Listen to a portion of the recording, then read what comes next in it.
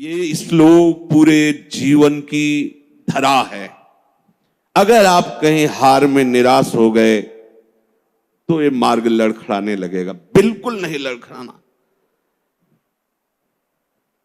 आप लोगों को तो रोज सत्संग मिल रहा है, अपने को तो ऐसा भी सौभाग्य नहीं था कि सत्संग रोज मिले।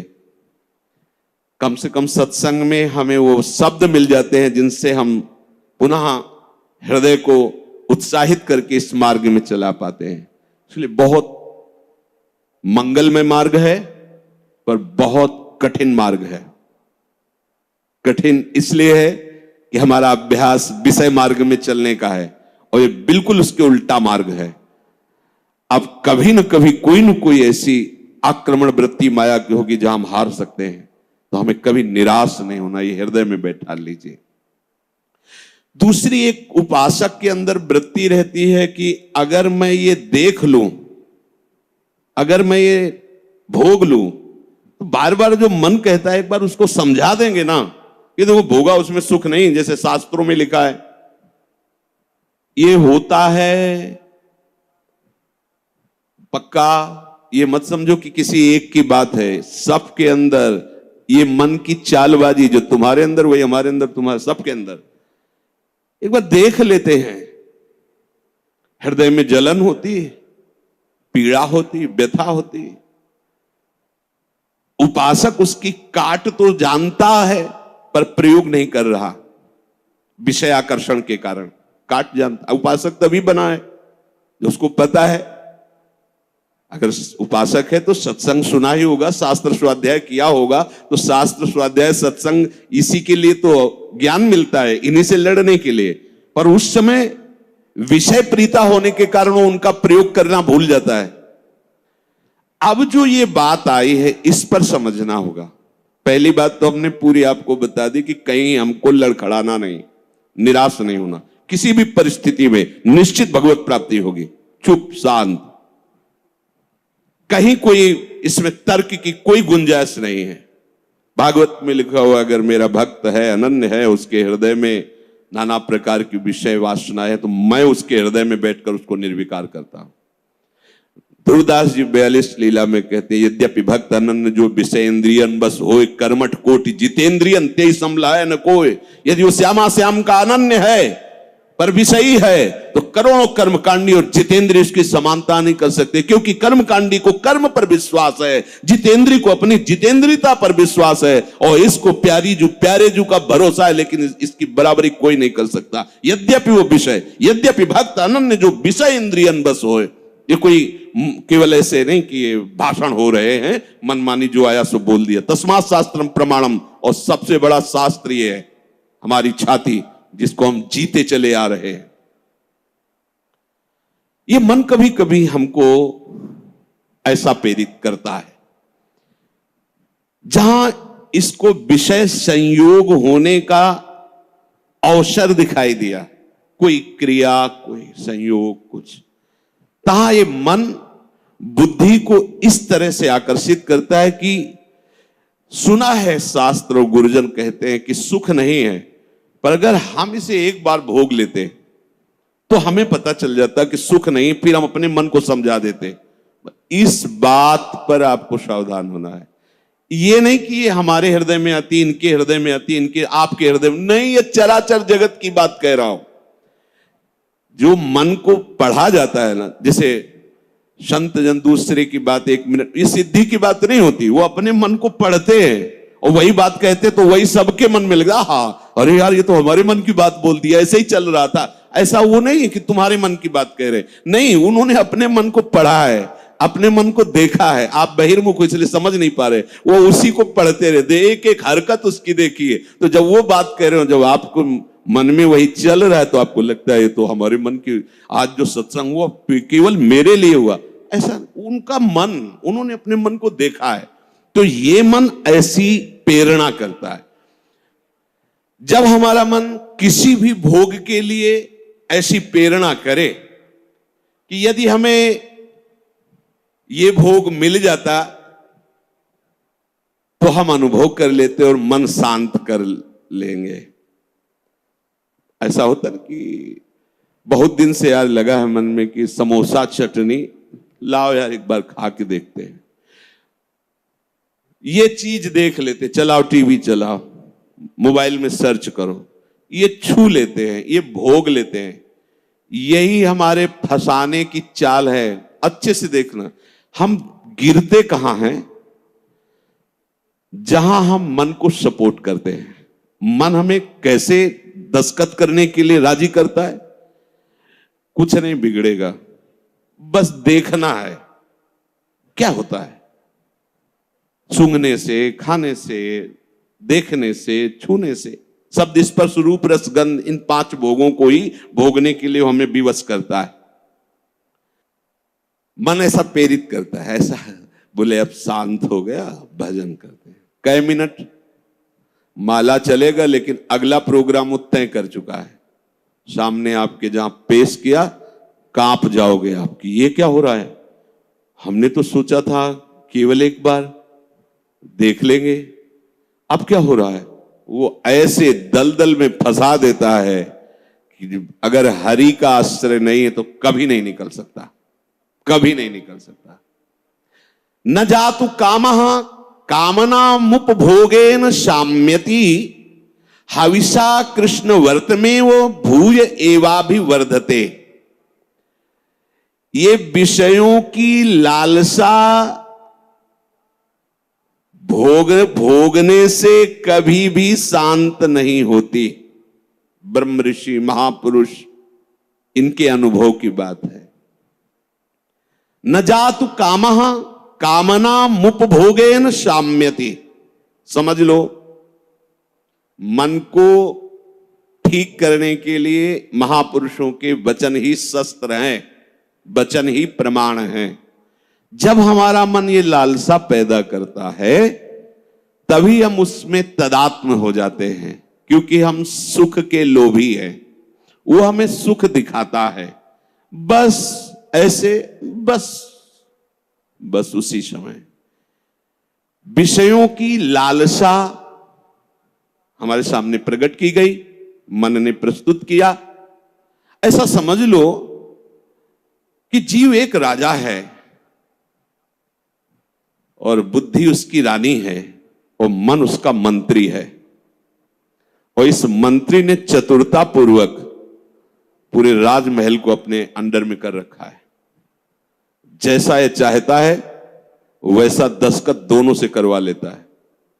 मन, हमारी बुद्धि एक एक वृत्तियों पर अधिकार कर चुका है।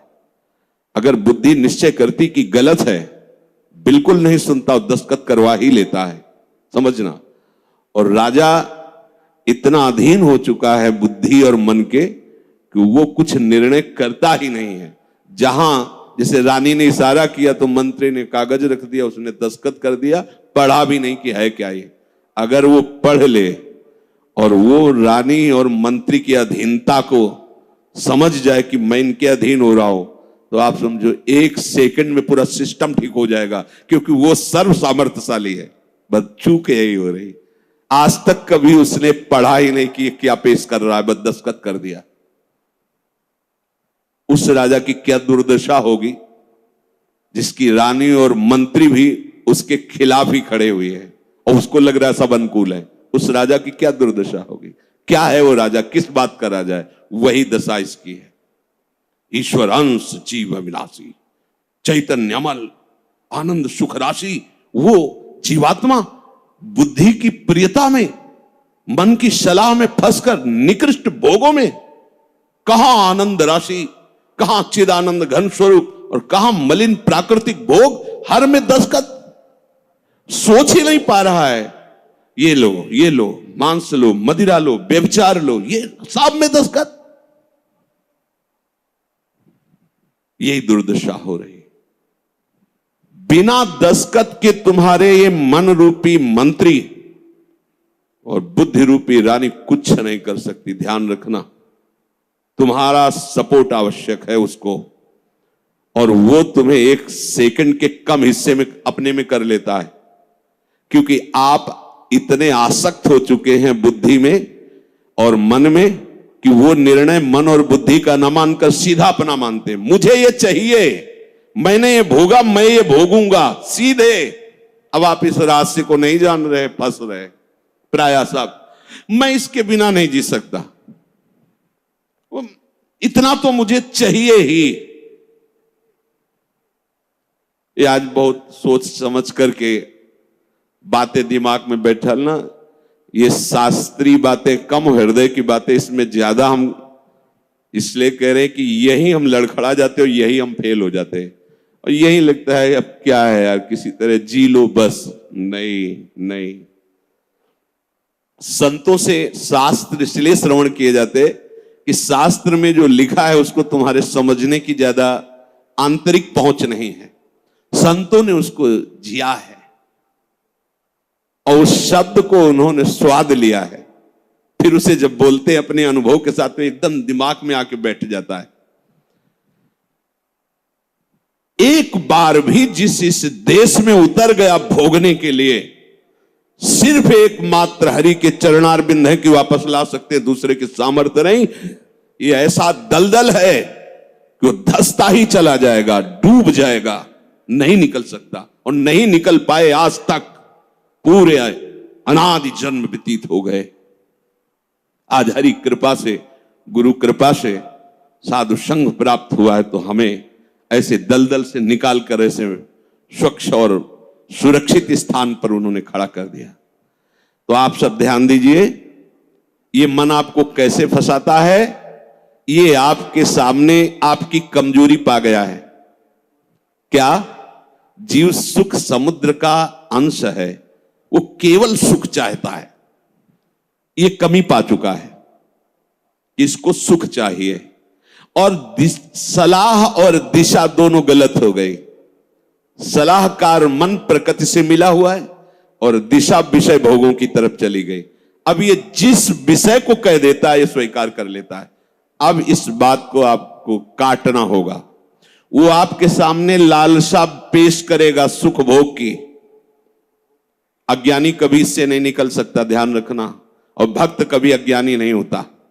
बड़े बड़े भक्तों को देख लीजिए, भक्तराज श्री हनुमान जी महाराज, ज्ञानी नाम अग्रगण्यम बुद्धिमताम वरिष्ठम। भक्तराज गरुण जी, जिन पर भगवान स्वयं आसन लगाते बैठते हैं, गरुण महाज्ञानी गुण राशि। हाँ, भक्त को कोई कहे कि ये तो अज्ञानी, भक्त परम ज्ञानी होता है। दोनों पक्षों का ज्ञान होता है, प्रेम का भी और आत्मस्वरूप के बोध का भी। ज्ञानी एक पक्ष केवल आत्मस्वरूप का बोध और मुक्त हो गया, और भक्त मुक्त होते हुए भी मुक्ति को न स्वीकार करके आगे बढ़कर भगवत प्रेम राज्य में प्रवेश पाता है। न जातु कामः कामानामुपभोगेन साम्यति। ये बात बैठा लिए भाई। ये जो मन आपको पेश कर रहा है कि ये क्रिया हो जाती, ये भोग मिल जाता तो मुझे शांति मिल जाती और फिर मैं आराम से बैठ के भजन करता, सावधान रहना। ये दुश्मन आपको प्रलोभन में फंसा कर ऐसे दलदल में ले जा रहा है जहां केवल हरि बचा सकते हैं, दूसरा नहीं। केवल हरि, केवल हरि, दूसरा नहीं। विश्वास करना, दूसरा कोई नहीं बचा सकता इस दलदल से, क्योंकि आप बचना ही नहीं चाहेंगे। ये ऐसी मृत्यु है कि इससे आप हंसकर गले लगाएंगे, इसके लिए तड़पेंगे। ये न भयावह नजर आएगी और न एक कटु नजर आएगी, पर ये जहर से भी ज्यादा कटु है और मृत्यु से भी ज्यादा भयावह है। ये भगवती माया का जो आकर्षण है, उस समय अगर कोई बचा सकता है तो केवल हरि, दूसरा नहीं। हविषा कृष्ण वर्तमेव भूय एवाभिवर्धते। जैसे अग्नि में घी डालते जाओ तो अग्नि प्रज्वलित ही होगी, बुझेगी नहीं। ऐसे ही तुम्हारे सामने मन की जो जो भेजी हुई भोग लालसाएं हैं, अगर उनको तुम स्वीकृत करते गए तो तुम्हारी कामना तुम्हारा नाश कर देगी, तुम्हारा पतन कर देगी, दुर्गति प्राप्त हो जाएगी। न चेन्द्रियाणाम भोगाभ्यासेन वैतृष्ण्यम कर्तुम शक्यम कस्मात्। भोगों के भोगने से विषयासक्ति इंद्रियों की भोग चंचलता बढ़ती है। अतः कभी भी भोग भोगने से सुख और शांति नहीं प्राप्त हो सकती। ये वो महापुरुष जो भूत भविष्य वर्तमान तीनों कालों का ज्ञान रखने वाले हैं, और ऐसा ही आप भी अनुभव करके देख चुके हैं। जो गृहस्थ में है या जो विरक्त है, तो अभी विरक्त हुए हो 10-5 वर्ष से, अनादिकाल से भटक रहे हो, तो विषयों में ही तो भटक रहे हो। केवल अभी ये लगता है आपको, ये नया स्वप्न है, तो लगता है कि हमारा जन्म पता नहीं हुआ कि नहीं हुआ, हमने तो जीवन में कभी भोगा नहीं। अरे बहुत पुराने हो, पुराण पुरुष पुरुषोत्तम के अंश हो, तो तुम भी पुराण सनातन हो। अब इस भोगाभ्यास की तरफ कदम यदि बढ़ाया तो जीवन संकट में फंस जाएगा।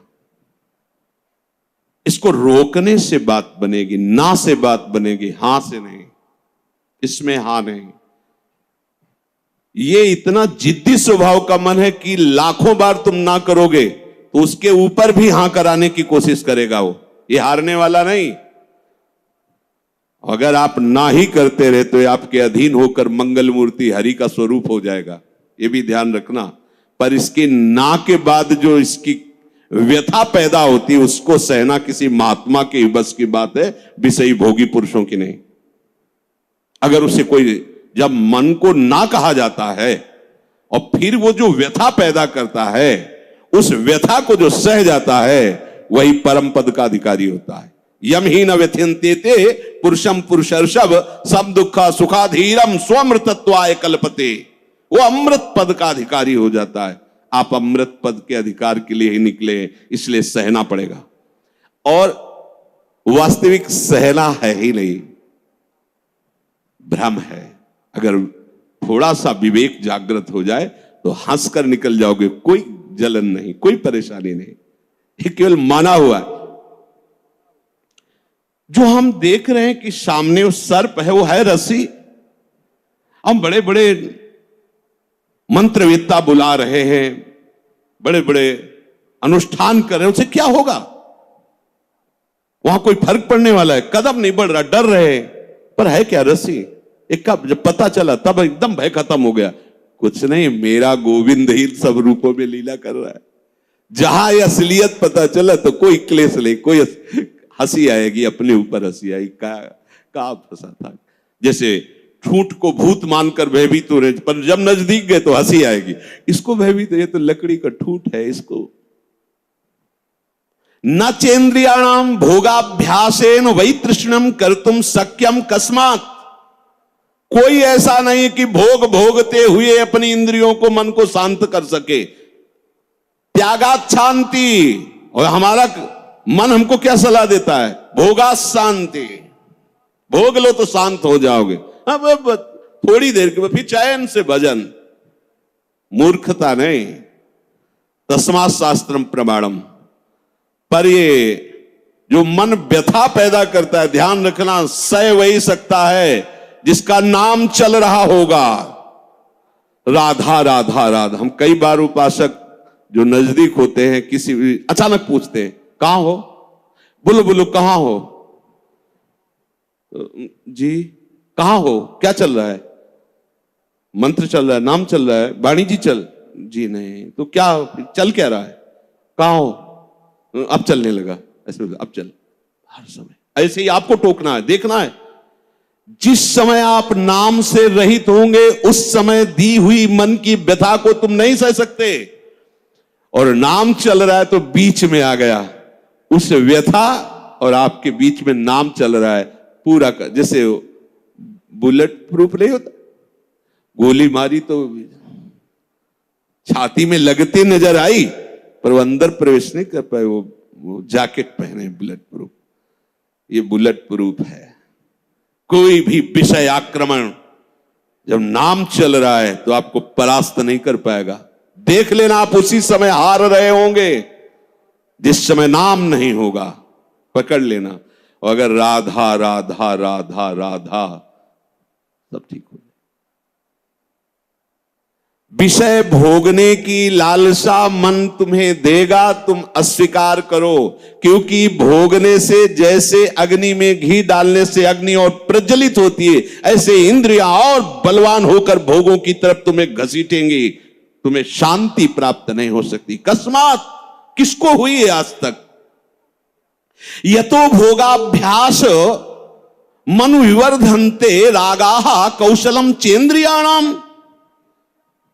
जो भोग भोगने में सुख के अनुभव के भ्रम में फंस गया, उसकी इंद्रियां उसे कला कौशल पूर्वक भोग में और फंसाती है। ऐसे से करो, ऐसे करो, इसको उसको ऐसा वैसा नष्ट कर देती है। माला लिए बैठा है और सोच कितना गंदा, ध्यान में बैठा है, चल कहां रहा है, पूजा कर रहा है, कर क्या रहा है अंदर से? क्या हुआ? ऐसा क्यों हुआ? क्योंकि भोगाभ्यास, इंद्रियां बलवान होकर के अपने अधीन कर लिए उसको। यद्यपि मृषा, बात झूठी है, कैसे अधीन हो सकता है? पर छूटत कठिनाई, बहुत विवेक की आवश्यकता है।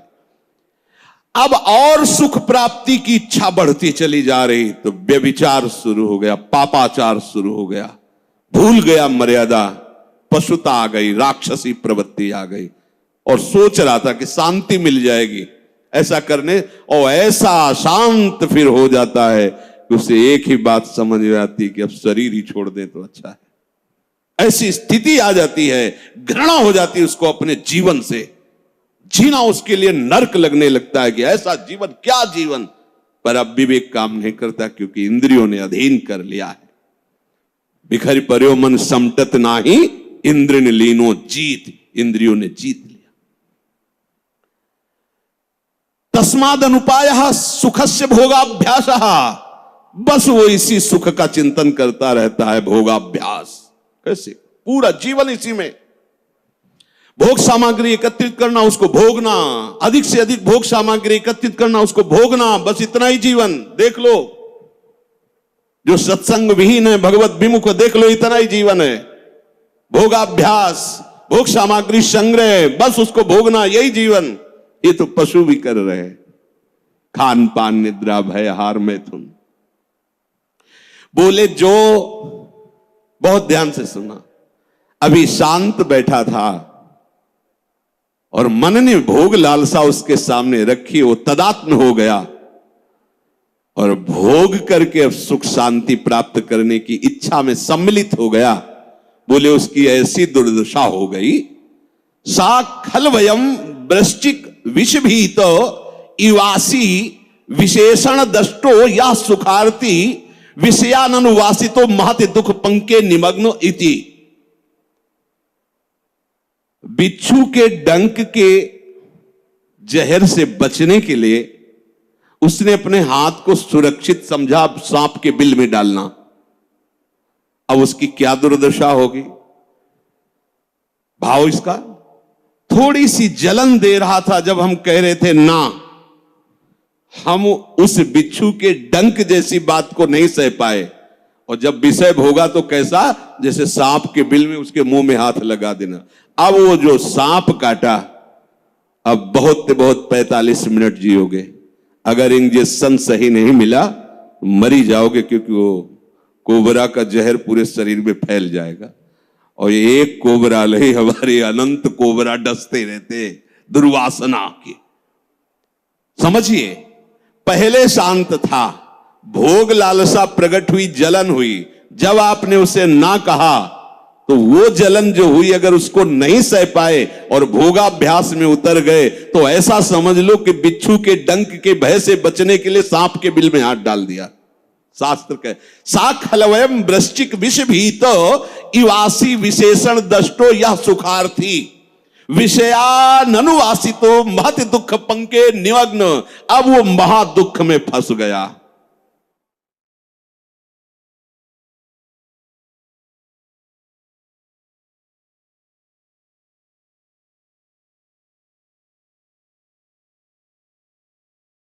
इसलिए मन के द्वारा जो दी हुई भोग लालसा है, आपके बिना ये कुछ कर नहीं सकता। आपको दस्तखत नहीं करना है, बस इतनी बात है। दस्तखत का तात्पर्य स्वीकृति। हाँ ठीक है, बस इतना कहने की देर है, आगे तुम रो चिल्लाओ, तुम्हारी कोई बात नहीं सुनेगा मन, पर पहले वो हां करवाएगा। इसकी चाल है, बिना तुम्हारी हां के कुछ नहीं कर सकता है। ये बात समझ लो। सब यही सैकड़ों बार प्रश्न होते हैं, वो हमारे अंदर ऐसा, वो ये काम, वो ये बात तुमसे सुधरेगी, किसी के आशीर्वाद से नहीं सुधरेगी। ये भी ध्यान रख लो, ये भी अनुभव की बात कहते हैं। कहीं भाग के किसी के भी पास चले जाओ, किसी का ऐसा नहीं होगा कि हाथ रख दे तुम निष्काम हो गए। वो तुम्हारी स्वीकृति है, वो सत्संग के द्वारा स्वीकृति। आप बदलिए, आप नहीं बदलेंगे तो किसी की सामर्थ्य नहीं कि आपका हृदय निष्काम कर सके। ध्यान रखना, वो आप तक इस बात को समझ पाएगा कि मन ने कब भोग लालसा पैदा कर दी और आपने कब उसकी स्वीकृति कर ली। ये दोनों बातें, वो इतना चतुर है मन कि आपको 1 सेकंड के कम हिस्से में स्वीकृति लेके क्रिया में उतार देगा। क्रिया का मतलब बाहरी नहीं, अंदर पूरा मनोराज्य शुरू कर देगा और आप फंसे हुए उसी में डोलते रहेंगे। चतुर उपासक हो। चतुर कौन? रामे भेजे थे चतुर नर। राधा राधा राधा राधा, क्योंकि जब आप मनोराज्य में विचरण करने लगेंगे तो नाम छूट जाएगा। नाम छूटा मतलब हानि हो गई। पकड़ो, तुरंत पकड़ो। यही हमारा साथी, यही हमारा मित्र, यही हमारा बल है नाम, जो हमें इस मन की दुर्वासना द्वारा घसीटने पर भी नहीं घसीट पाएगा। श्री हरिवंश नाम बल रहो अपने, बिल्कुल अच्छे से समझ लीजिए, दूसरा कोई साथी नहीं। आप हमारे पास 24 घंटे रहिए, स्वीकृति न कीजिए तो कुछ नहीं है, स्वीकृति कर लीजिए तो हजारों कोस दूर ये शब्द सुनकर आपको हर समय से गोद में रखेगा। ये गुरु वचन ही सदगुरु हैं, उनको आप देखिए तो आपके पास रहेंगे। ये ऐसा दुख में दलदल में भी फंस जाता है, इतना कमजोर हो जाता है कि देखो, सुनकर आपको पहाड़ जैसी बात लगेगी, कैसे निकल पाऊंगा, हमसे नहीं हो पाएगा। और ये बोल कौन रहा है? ये भी तो देख, तू नहीं बोल रहा, बोल वही रहा है जो तुझे फंसाया और तू स्वीकृति कर रहा कि मैं बोल रहा हूं। भोग उसने भोगा, स्वीकृति तूने की, दुर्गति तेरी होगी। समझ पहले, ये ऐसा जाल है, इसे बिना सत्संग के आप समझ नहीं सकते। साप का साप धरा धरा। भगवान कह रहे मना कष्टान इंद्रियाणि प्रकृति स्थानी कर सती, तू मेरा अंश, ममई अंशो, तू मेरा है, और ये प्रकृति का अंश प्रकृति में जा रहा है। तू समझ, तो तेरे ही दस्तखत से, तेरी ही स्वीकृति से तेरी दुर्गति हो रही। स्वीकृति बदल। अब अगर हम हमसे ऐसी कोई चूक हो गई है तो हमें चिंता नहीं करनी। अब लो नशानी, अब ना। अगर ऐसी चूक हो जाए, कभी असावधानी हो सकती, तो हमें निराश नहीं होना। सुख दुखे समय कृत्वा लाभा लाभ हो जाए, ये आप बैठा लीजिए, नहीं तो ये आपको परमार्थ से अलग कर देगी, चाहे आप 20 वर्ष चलें। बहुत बड़ा युद्ध है, वो डट के खाना पानी बांध के युद्ध में आया है। ऐसा वो योद्धा नहीं है कि पानी पीने के लिए छोड़ के चला जाएगा। जब तक वो तुम्हें परास्त नहीं कर देगा तब तक वो हटने वाला वीर नहीं है। काम क्रोध लोभ मोह मद मत्सर, और आप महावीर हैं क्योंकि हरि की शरण में हैं। अगर आप नाम नहीं छोड़ेंगे, देखो 2 ही बातें कही गई, साधन को हरि भजन है, कै सत्संग सहाय। 2 बात पकड़ लो, सत्संग मिल गया मतलब परम पद में आरूढ़ होने की पूरी सामग्री मिल गई। अब आपको नाम नहीं छोड़ना है। जहां नाम छोड़े तो आप समझ लो, हानि हरिवंश के नाम अंतर कहे हनुमंत विपत्ति प्रभु सोई जो तो सुमिरन भजन। अगर नाम चल रहा है और ये जाल बुनकर फंसा भी लिया है तो कुछ भी हमारे संस्कारों को नहीं बिगाड़ पाएगा। ध्यान रखना, नया संस्कार ये पैदा नहीं कर पाएगा, हमारे अंदर निराशा पैदा नहीं कर पाएगा, ये भोगाभ्यास दृढ़ नहीं कर पाएगा, ये हार जाएगा।